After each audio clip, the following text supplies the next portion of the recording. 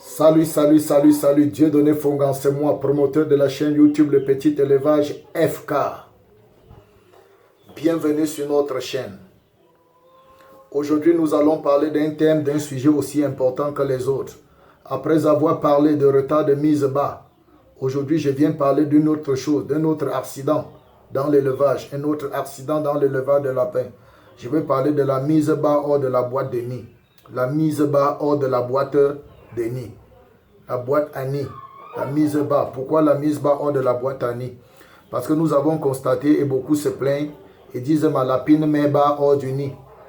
Je mets le nid dans la loge, dans le clapier, la loge ou le clapier, mais quand la lapine veut mettre bas, elle met bas hors du nid. Déjà, ce n'est pas bon.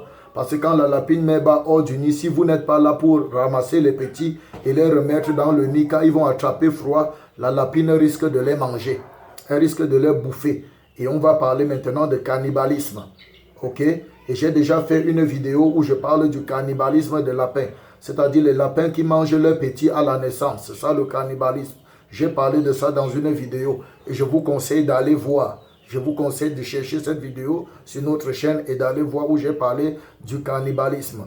Donc quand le lapin met bas hors du nid, c'est pas bon. C'est pas bon. C'est pourquoi quand vous connaissez la période où la lapine doit mettre bas, par moment il faut venir jeter un coup d'œil, il faut regarder. Si elle met bas hors du nid, il faut récupérer les petits et mettre dans le nid. Souvent il faut même aider la maman lapine en la portant doucement et déposer dans le nid. Parce que ce sont des phénomènes qui se produisent souvent à la première mise bas. Ce sont des phénomènes qui se produisent souvent à la première mise bas. Donc il faut vraiment faire attention. Il faut être attentif, surtout dans les premières mises bas.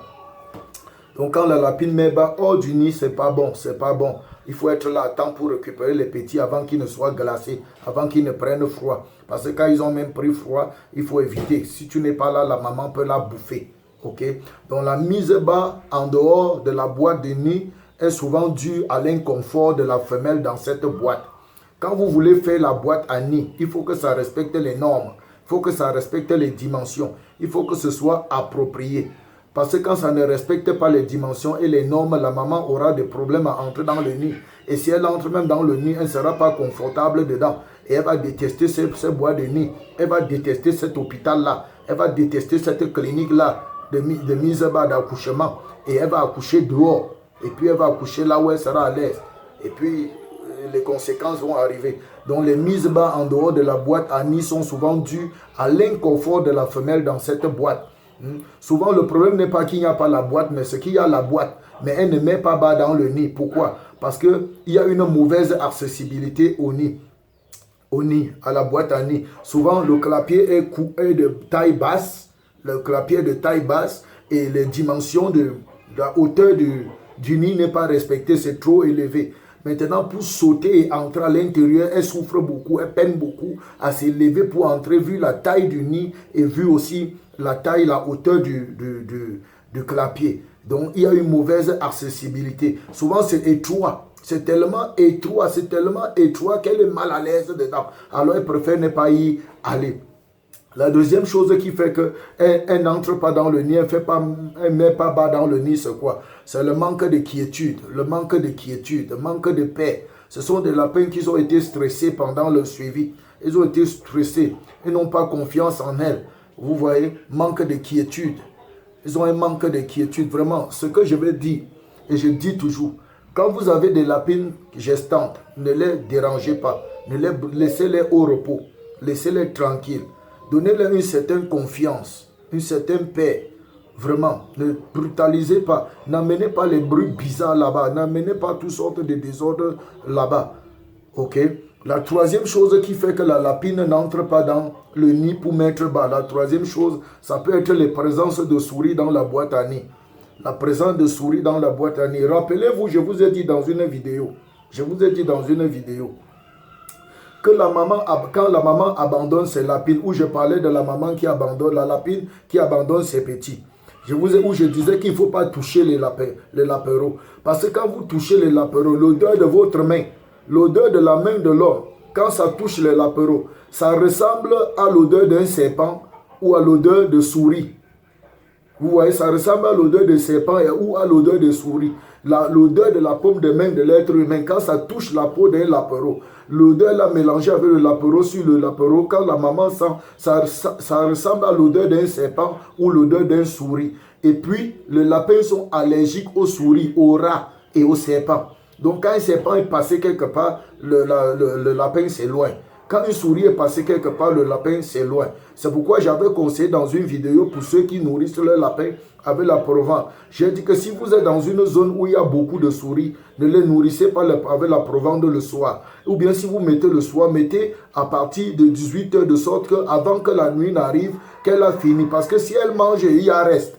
Si elle mange et il y a reste, si la quantité n'est pas dosée, elle mange et il y a reste, les souris viennent là-bas discuter avec elle. Là où la souris passe, le lapin ne passe plus.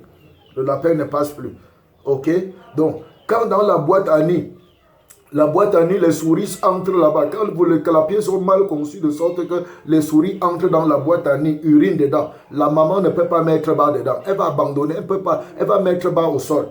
Elle déteste les odeurs de souris. Elle déteste l'endroit là où le souris est passé. Donc, je donne ce conseil à tous les gens qui fabriquent les clapiers. Assurez-vous que vos ouvertures respectent les normes. Que les souris ne puissent pas s'infiltrer, passer pour venir déranger vos bêtes. Ok? Pour venir déranger vos bêtes. La présence de souris dans le nid empêche à la maman de mettre bas dans le nid. Et il y a plusieurs autres facteurs qui entrent en jeu.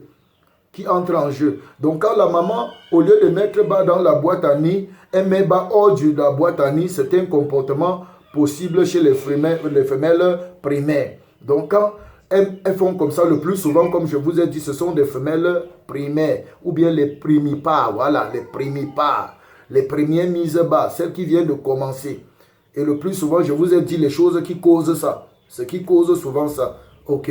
Ce qui cause souvent ça. Et si les causes là, il n'y a pas les rats, il n'y a pas les souris, il n'y a pas la présence, il n'y a pas le trouble, il y a le clapier est bien, la boîte à nid est bien conçue. Vraiment, ça peut arriver avec les primipares. Même si on a respecté tous ces normes-là, vous trouvez à terre, il faut comprendre ce qui arrive aux primipares. C'est pourquoi je dis les primipares. Soyez à côté des primipares pour leur première mise bas et les encadrer et les aider. Ok? Moi, je vais vous raconter une petite histoire. Une fois, j'avais mon chien qui devait mettre bas. Mon chien devait mettre bas, c'était un primipare. Qu'est-ce qui s'est passé? Il est venu rester, j'étais en train de l'observer. Il est venu mettre bas. Quand les contractions commençaient, je l'observais. Il a tourné. La chienne a tourné dans tous les sens, Au moment où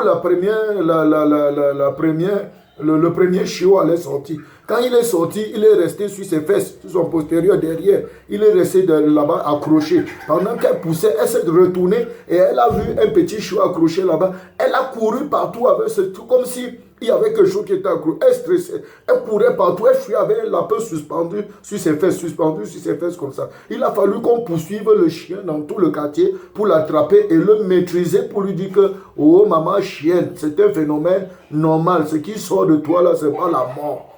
Elle a mis bas, quand le premier est sorti, le deuxième est sorti, elle a commencé à nettoyer et puis elle était calme. Tous les autres, elle a commencé à prendre soin. Je vous encourage, quand vous faites l'élevage, tout au début, les premiers, le commencement, là, soyez à côté pour observer. C'est pourquoi apprenez, abonnez-vous à notre chaîne. Abonnez-vous à notre chaîne, vous n'allez rien rater. Nous allons tout vous enseigner. Nous allons tout vous dire. Nous mettons tout à votre disposition. D'ici à là, portez-vous bien. Si tu ne t'es pas encore lancé dans l'élevage de la paix, mon frère, c'est une erreur que tu commets. Lance-toi, lancez-vous.